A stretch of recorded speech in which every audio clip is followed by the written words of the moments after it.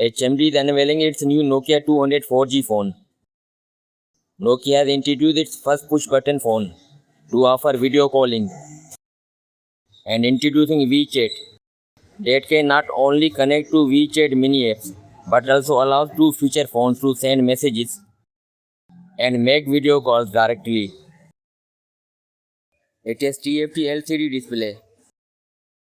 It features a 2.4 inches display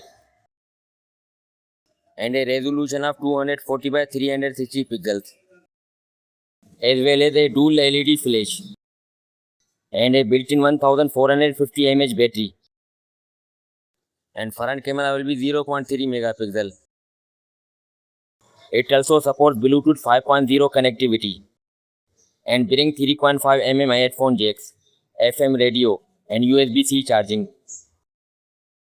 It also has two nano SIM card slots, so you can use both SIM cards and the 4G network at the same time.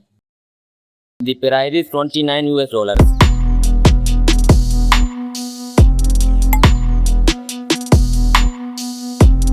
That's all for now. Guys, subscribe my channel for more latest videos. Thanks.